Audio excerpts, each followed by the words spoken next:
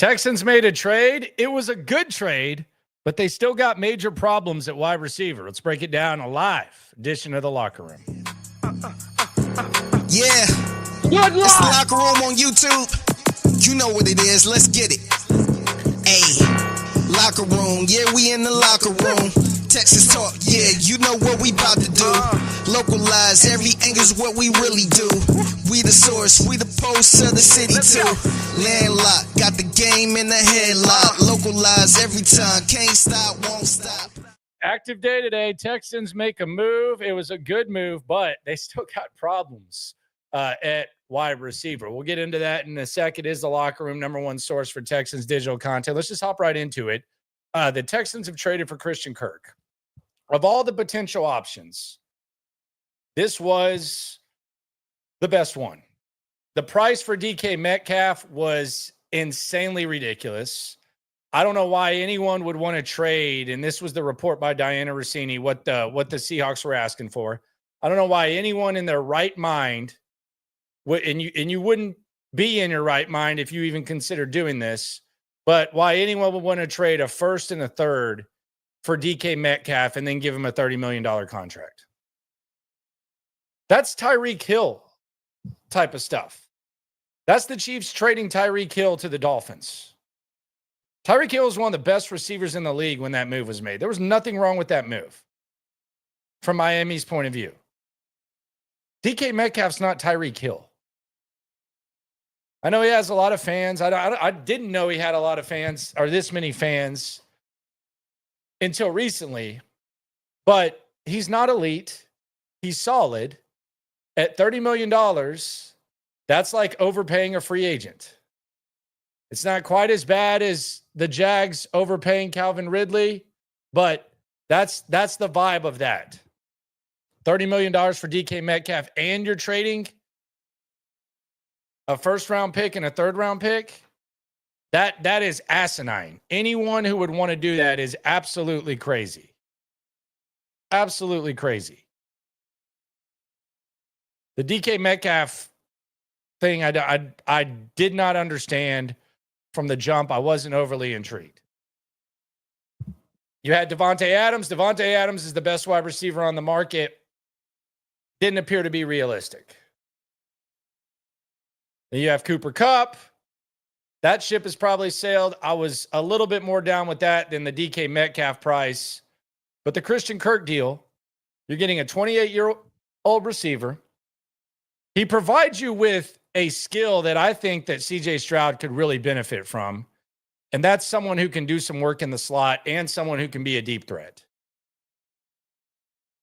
Now, he had the soft tissue injury 2 years ago, and then he broke his collarbone this year.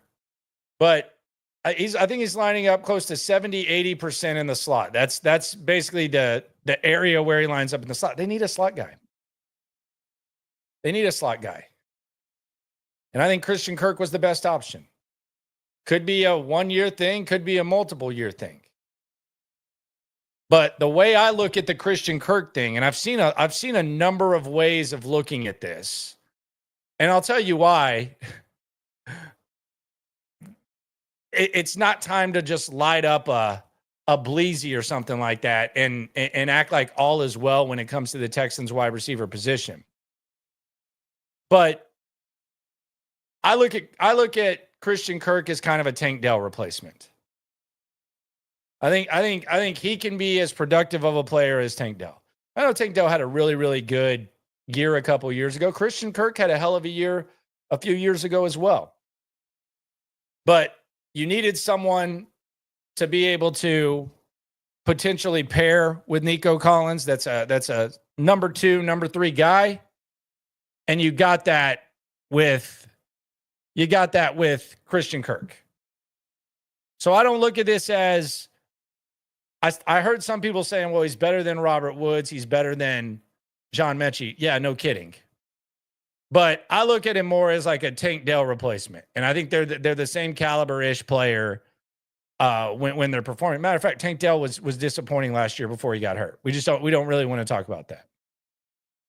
But of the free agent moves, I think this was the best possible move when you factor in price, and how much it would cost. And you also factor in the fact that he can do some work in the slot, which I think is something that they need. I think he's a 2 or 3. I think that's what Tank Dell is too, or was. He's definitely not that anymore. We don't know that we're going to see Tank Dell play again. But this was the best possible move for the Texans to make at wide receiver, given cost.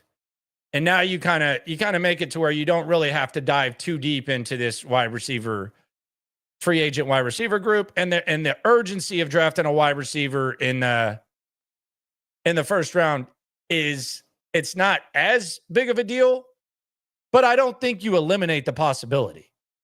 I like Christian Kirk, but you don't eliminate the possibility of drafting a wide receiver because of Christian Kirk.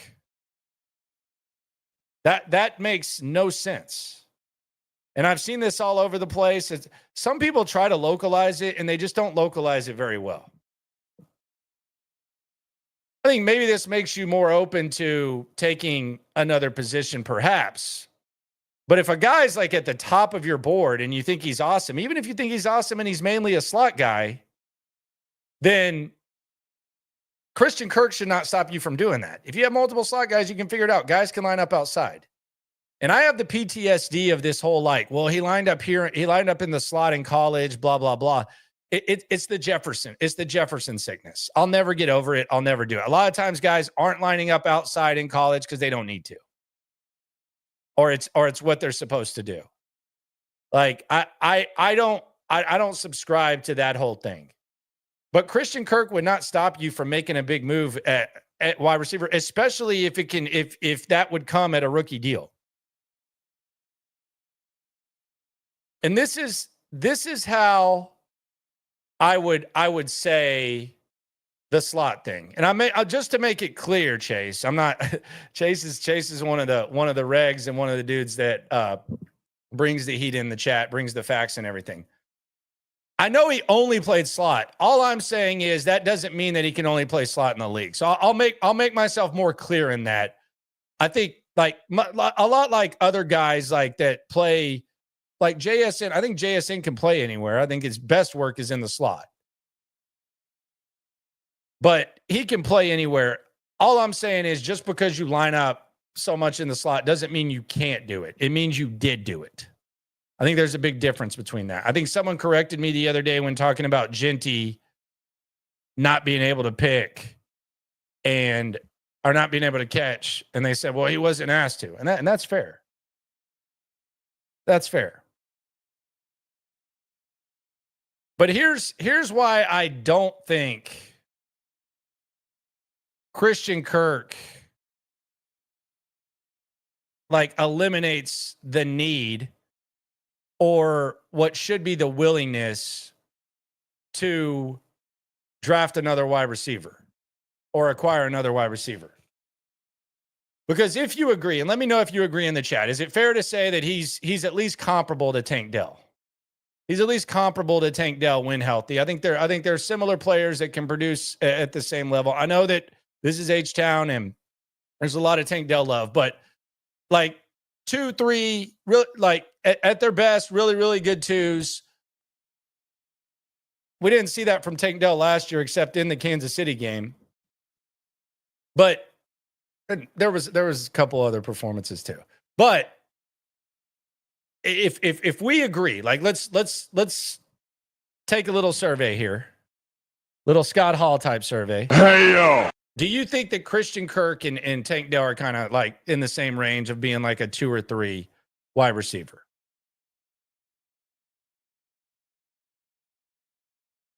I would say that a lot of people agree on that.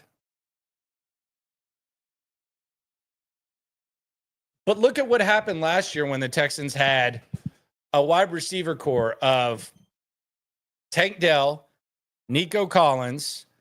They didn't know that John Mechie was going to flop again. They had Hutchinson. They had Noah Brown, and they had Robert Woods. Noah Brown's gone. He's not coming off the year that he had with the Texans previously. Robert Woods is a year older. Same old, same old. Mechie, I think we're kind of moving past that. And now you have Nico Collins and you have Christian Kirk. When they had Nico Collins and Tank Dell, they still made a move. They still made the Stephon Diggs move. I'm not saying they're going to do that, but they thought when they had that wide receiver core that it was enough of a need to where they needed to make a move. They needed to make a trade. And they did. Before this trade, I continuously said, and I didn't get too much pushback on it, this is the worst wide receiver room in the league. Nico Collins is the only guy you feel good about. You add Christian Kirk to that. Now, instead of having one guy that you feel like can produce in the NFL at the wide receiver position, you have two. And I know that we like to talk about, well, this guy gets hurt and this guy has durability issues and this guy's always injured and all that. And Cooper Kupp, my God, he's always hurt. Christian Kirk, he's been hurt. Nico Collins gets hurt, folks. Depth at the wide receiver position is important here no matter what, just because of how limited you are there. But Nico Collins gets hurt. So if you're at 25 and there's a wide receiver there, if he's one of your top guys, take him. You also need cheap wide receivers. You got $16 million in dead cap of Stephon Diggs. You also don't have other areas that really overcome this weakness at wide receiver. And we're just talking about last year. It can obviously get better with Nick Caley. You don't feel awesome about your tight ends catching the ball. We don't know how they're going to allow the running backs to catch the ball out of the backfield. So they still need wide receivers. So this doesn't like eliminate the need for a wide receiver. And again, all you got to do is go back to this point last year when they had Nico Collins and Tank Dell. You probably felt better about that than the Nico Collins, Christian Kirk duo. Maybe you did. Maybe you feel the same. I don't think you feel like significantly better either way. But you felt good about it. And they still made the move for Stephon Diggs.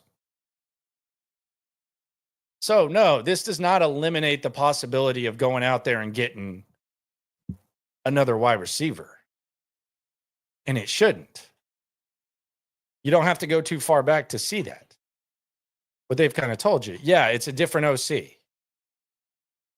That's a fact. But I don't think you just completely eliminate that possibility just because you got Christian Kirk. And I like Christian Kirk.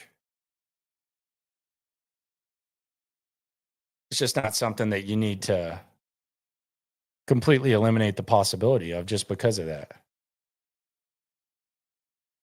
I don't think that's necessarily where they need to go. On the soup, Dogle 18 says, is Besh worth anything? Didn't want TCU much. I'm assuming you're saying didn't watch TCU much. He's fine. I mean, I don't know. He doesn't really excite you. Like he could just as easily be out of the league in 2 years. It's not anything that's gonna. If you added him to this receiver mix and you're expecting that to be like your top three, nah, that's not great. So yeah, he's fine. But this doesn't completely eliminate the impact. St. Louis Rebel says Christian Kirk is not a wide receiver 2. You can't be serious Super Bowl contender with Christian Kirk as wide receiver 2. Let me think. I mean, the Eagles have their 2 is Devontae Smith. The Chiefs might have some pushback, but they also have Travis Kelce. I always find that interesting when people talk about the Chiefs wide receivers, and it's like, well, they also have the best receiving tight end of all time. So I would kind of dismiss that. I mean, there's certain situations where you can, but I think the situations that most people would point to, if you're just listing the wide receiver 1 and the wide receiver 2, would be Brady and Mahomes. That's always what it is. It's like the last few quarterbacks haven't had a running back. Like it's like, yeah, you mean Brady and Mahomes. Last few quarterbacks that won a Super Bowl. I don't think it's good enough either. Like I think Christian Kirk can perform well enough to be a really, really good wide receiver too. And I think he can give you the production potentially, but there's still some question marks and you still need more guys. So I think I agree with you that they can't rely on this. They still got to be active when it comes to acquiring guys. So I agree with that. That they need to do better. I do think Christian Kirk can perform that way. Do you just chalk it down and say, okay, you're good here? No. Like you don't feel as good about wide receiver as you did last year when you had Diggs and Tank Dell. Because let's be honest, like it was like if one's not eating, the other one can eat. So that's kind of where that is. Is Ibuka off the table now? I wouldn't take him out. Like if they love him, and even if they think he's primarily a slot guy, he can line up other places. I would still be open to it. I wouldn't dismiss it. I think that would be kind of a mistake if they dismiss that. I mean, that seems like that would be a little bit crazy.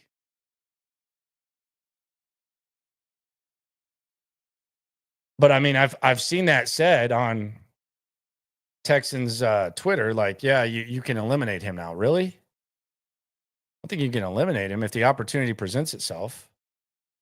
I don't agree with that.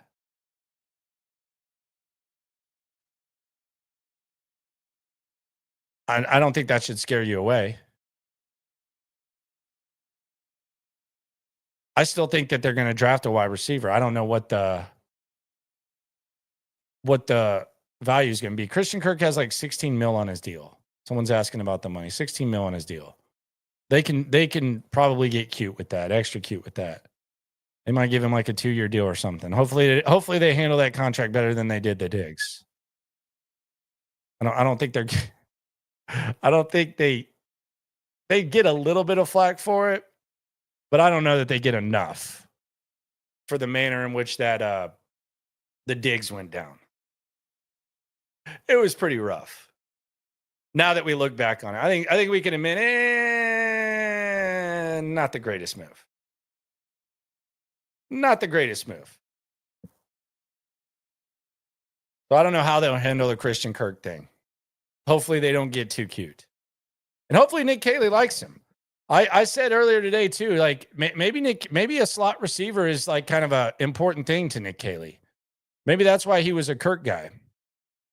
Maybe he's a fan of that type of vibe. But they need offensive weapons. I agree with whoever said that, paving the way on the chat. We need weapons on offense. We got one. You need a lot more. Like you need a lot more. That's your biggest problem right now is offensive weaponry. Now, the good thing is you're shopping on a different level than a lot of people. I don't think there's a Texans tax. I think the market will speak to a lot of these wide receivers. And I think there's some opportunity, like if you stockpile picks to figure something out. But yeah, I think you need a lot more offensive weaponry. I don't think this should like too much adjust the way you approach the offseason. Outside of like the free agent wide receivers, like you're not shopping at the top of that. You're more so finding bargains. Perp Sipper says it's an insult to fans to say Texans are a Super Bowl contender with Christian Kirk as your second best wide receiver. I don't think I've seen anyone say that or heard anyone say that like at all. You might be sipping on too much perp, or you might be like seeing things in the chat because I don't see anyone saying that. I think he can produce at the caliber of like an elite number 2 receiver. We've seen that. But that seems like kind of a straw man argument. And that's a different vibe with you and Perp. I don't even like to walk and type when I'm sipping on the Perp, but props to you for trying to get in the chat on that. But I don't think anyone has said that at all. How about if Kirk can just stay healthy? Yeah. He's coming off the broken collarbone. He's coming off the soft tissue 2 years ago. How about if Nico can stay healthy? That's another thing. That's the other thing about this wide receiving group. They all get hurt. They all get hurt. The two guys who really don't get hurt, and I'm not counting Mechie's first year, because that was obviously a different circumstance, but they're the guys that you can't count on, that have failed to step up when given the opportunities. But all these wide receivers get hurt. And that's another reason why you should not shy away from getting receivers, on top of the fact that you need as many receivers as possible.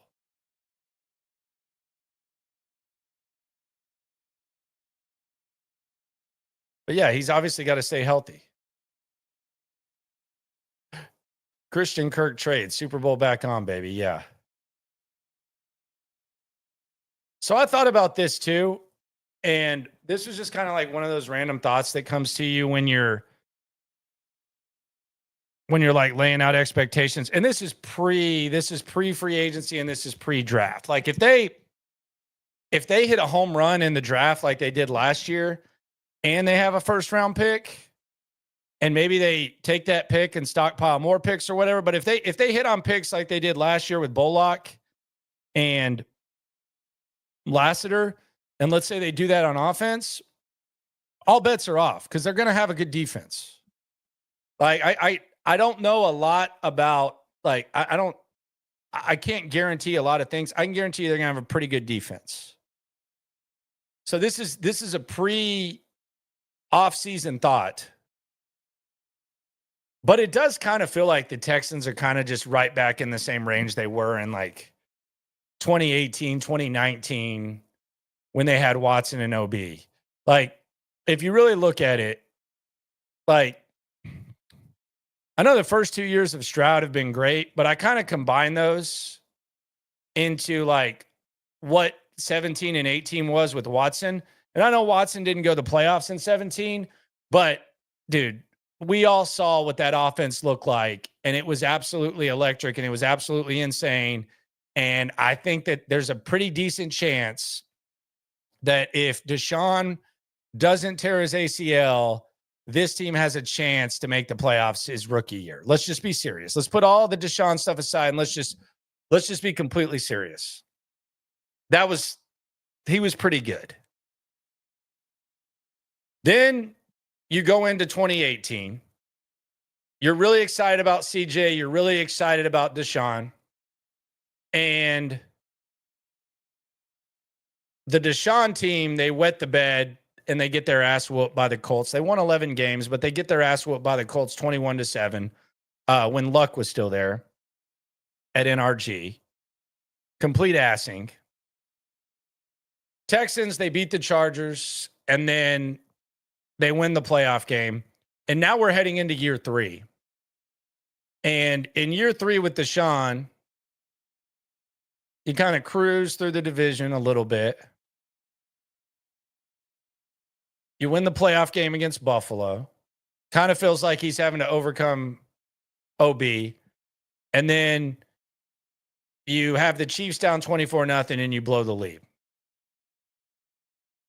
This is kind of the same feeling I have about this Texans team, in that I don't know that we can immediately say, regardless of what happens, that, you know, this is one of the top tier teams. I don't think they're like too much.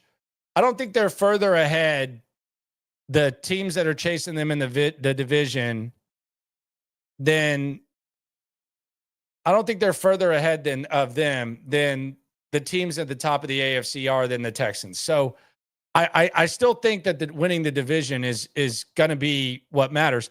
I do think, though, that if they play their cards right, they can be a team that gives themselves the opportunity to flip the switch, which the Texans, they had the chance. You had the Chiefs down 24-0, and then you were going to host an AFC championship game. And I think they're building a good enough culture, and I think they're building a good enough defense to where you're going to be able to do that. But they're going to have to figure something out on offense. So it does feel kind of BOB-ish. It feels a little bit like you're in kind of that same tier. You're winning a crap division. You have a good quarterback. You have a good receiver in Nico Collins. Will Fuller was sick with Watson. Don't know that you have that. I think this defense is going to be better, but I think you're kind of in that same tier where you create the opportunity to be able to flip the switch. And really, that doesn't matter in the NFL. Last year, it was, hey, this team's knocking on the door, blah, blah, blah. That's kind of a familiar territory for the Texans. It just kind of feels normal. It feels like you're good your AFC South good, but can't really tell if they're going to be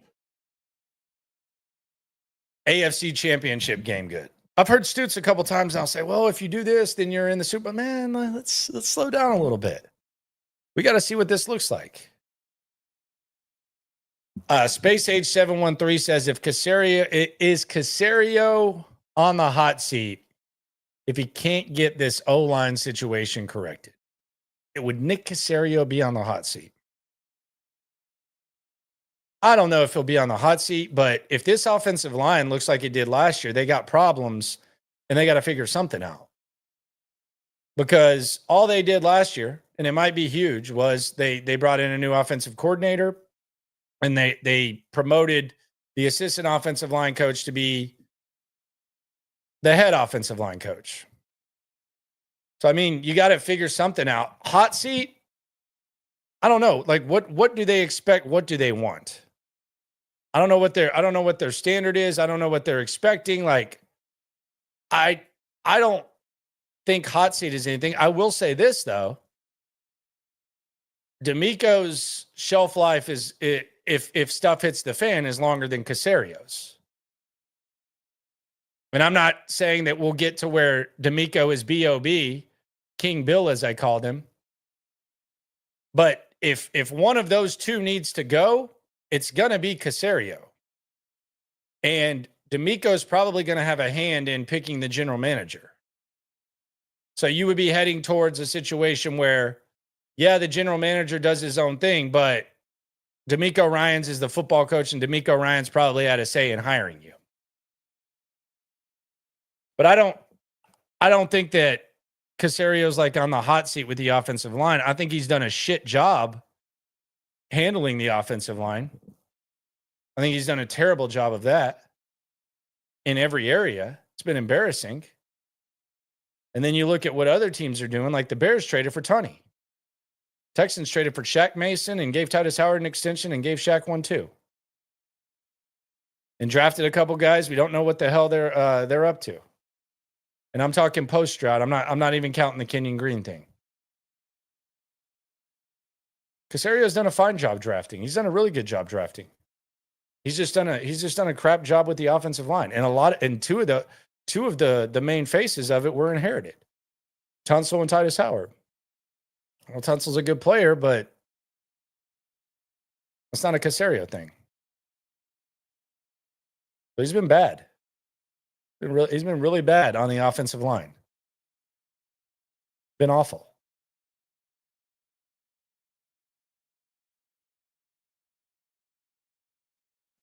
So I don't think Austin says low key he's drafted decent. I don't think you got to say low key. Do kids just say low key a lot? Is like the low key? I feel like low key is the dude's version of literally. Well, there's a lot of chicks that say literally all the time, and it's like it's like not even when literally is not even the appropriate definition. Like it's they'll say literally, and it's like, yeah, that wasn't literal. I'm literally starving to death. No, you're not. I mean, you're just hungry. Like, you're not starving to death, literally. Now it seems like people say low key on obvious stuff. Low key, Tom Brady was great. Low key, No, I agree with you. I'm just giving you a hard time. Low key Landry onto something. Yeah, I think low key is for the dudes and literally is for the chicks. You not notice that? I don't know where this literally thing happened. I hate to say it's Kim Kardashian. It almost feels like that. Almost feels like that. James says I'm high key right. It feels like low key. The hell are we talking about low key? It's like, that's not low key. Where did it come from? Like, is there a song or something? Like, where did low key come from? It just happened like the last 3 years. Where did this come from? H-Town wants the damn it, Bobby. Why do you I feel like damn it, Bobby, like allowed people to laugh whenever it was one of the most frustrating times in the world with the way that offense was functioning. For some reason, just people just like the damn it, Bobby. Like it got you through it. Damn it, Bobby. I don't get it. I don't get it. Landry low-key getting old. There ain't no lie there, sir. There ain't no lie there, sir. That's possible. I got this right here. I got my my second dose. This ain't the type of bottles I typically like. This is the colonoscopy second dose. Got to get that tomorrow. Life comes at you fast. Haven't eaten in 3 days. Although that's not the rule. I just wanted to go on a cleanse. Blue Boy says he's literally on that high grade marijuana called Kush on the streets. Yeah. Yeah, I don't think the getting old is low key. Jackson says we got to trade Stroud and restart. All right, that's a timeout, my friend. That's a timeout.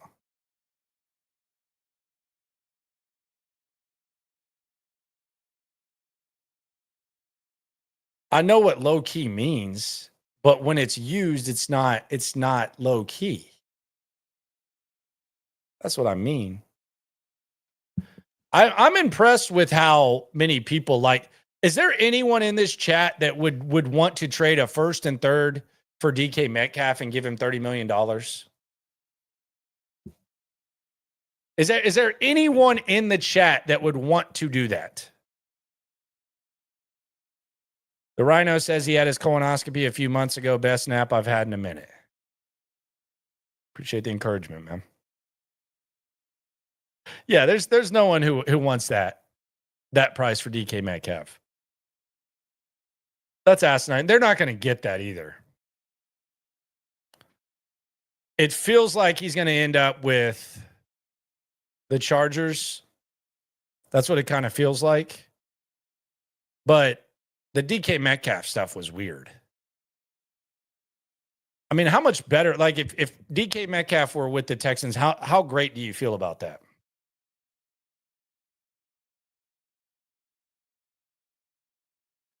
You feel good.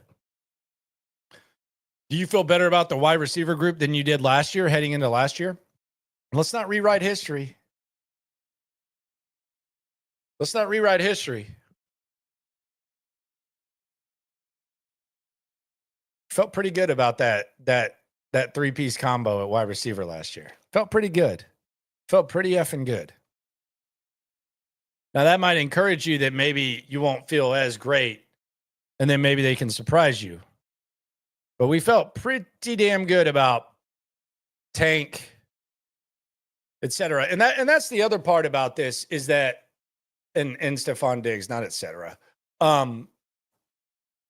But that's the part of this that is unfortunate because the Texans, I don't like to give them excuses. Sometimes excuses though are reasons. And like when they talk about like we had all these injuries, I guess, but like I feel like every team in the NFL is probably saying that at the end of the year. But like as far as their short And as far as their wide receiver 1 and 2 year window that they're sitting at right now, they didn't anticipate that Tank Dell was going to perhaps never play NFL football again. I know that's tough to say. He's damn sure not playing this year. But they didn't anticipate that when they made that Diggs move. Now, should they have? Probably not. But he was coming off a season-ending injury. There were questions about him holding up. And I think in their worst-case scenario, the Texans would have hoped that they have Nico Collins and they have Tank Dell, and they're kind of in the same situation they were after swinging for the fences with Stephon Diggs, and they would be able to figure out something at wide receiver. But that would be kind of their safety net or their floor. And the Tank Dell thing happened, and now the Christian Kirk move, it goes from being like a potential like follow-up of the Stephon Diggs move, same type-ish move, same type-ish money, not as much draft equity, but from like a performance standpoint, to now he's replacing Tank, and you kind of need to get that third guy Diggs like.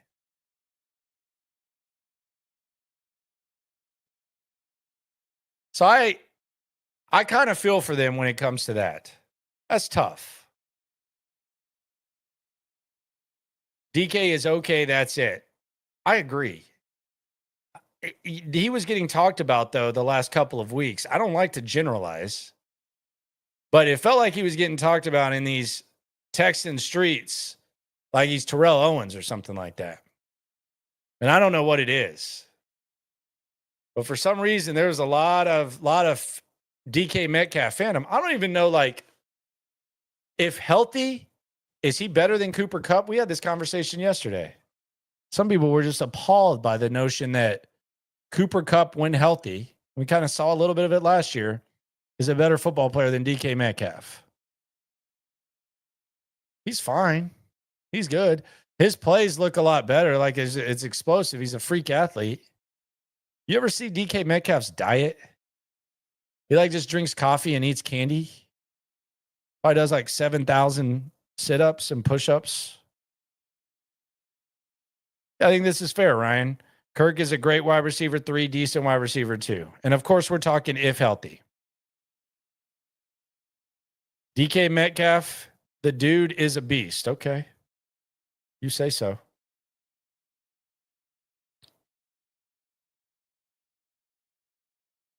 Andrew's taking a little too far now.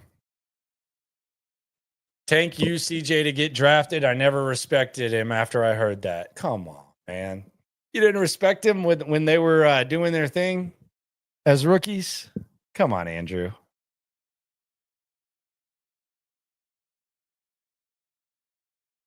Chase is throwing out more stats. Could I interest you in some stats? Why is DK that big with a 36% contested target catch rate? I don't know. It's a good question. You want to bring in Lockett now? I wouldn't mind it. I'm not opposed to that. I like Lockett. I think that would be fine. Still don't think it stops you from drafting a wide receiver. But yeah, if you wanted to bring in Lockett, cool. Not opposed to that. And then that's where you kind of got the Woods thing. I think Kirk would be the Tank replacement. Lockett's an upgrade over Woods. Can't say that Kirk is like 100% an upgrade to Tank when he's playing well, although we haven't seen that in a long time outside of the Kansas City game. But yeah, then you're wondering, like, where's the Diggs? Where's the rest of the stuff? But yeah, I would be okay with the Lockett. Fine with that.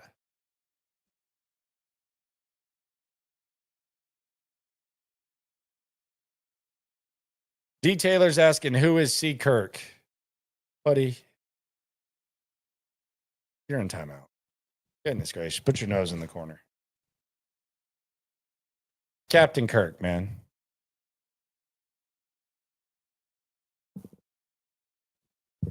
So that's really it for as far as the Christian Kirk thing. I don't think it stops you from making a move at wide receiver. I don't think it stops you from drafting a guy. And I also think it probably is the end of Stephon Diggs. Probably, depending on how the market speaks to him.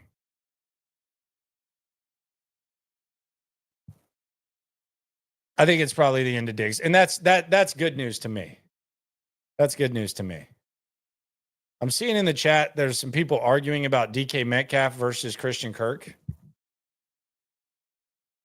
There's something called cost that you got to factor in when you're talking about this. Like it's the cost has to be factored in. So when most Texans fans talk about DK Metcalf, they're talking about him at the cost. If DK Metcalf was going to cost $16 million next year and you were just going to have to throw away a 7th round pick, I don't think people would be talking about him the same way. But he's going to get a $30 million contract and he's going to get, and it's going to be draft equity. They might not get the 1st and 3rd, but they're going to get more draft equity. So that's part of the discussion. Like turning it into DK Metcalf versus Christian Kirk is a weird thing. Which LXCID Illusions is saying, why does DK have better stats than Kirk? F out of here with contested catch rate. I mean, I wouldn't get the F out of here with contested catch rate. I would say someone that is that much of a freak athlete, only catching 33%, whatever he said. That's kind of a crazy problem. I don't think DK Metcalf's worth $30 million. Do you? Do you think like even the trade aside, maybe on the market he is, but would you feel comfortable paying DK Metcalf $30 million? I wouldn't. Nico Collins money? You think DK Metcalf's Nico Collins right now? I don't. But yeah, cost analysis definitely has to be factored in, especially when you have the dead money that you have. And I thought the Texans, when it came to cost analysis, when it came to adjusting with the situation they're in, I think they're fine. He's definitely getting $30 million. Yeah, he's definitely seeking. He's definitely getting in the 20s, 30s.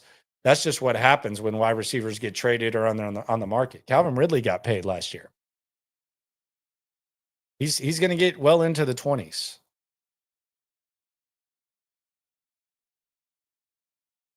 And someone will probably regret it. We'll see how it goes. Be fun. Christian Kirk, he's here. Appreciate everyone for rolling through. We're on the final stretches of the calm before the storm, although the NFL is not very calm. The offseason is lovely. I'm going to ask this one question before I get out of here. And I asked this on SNL.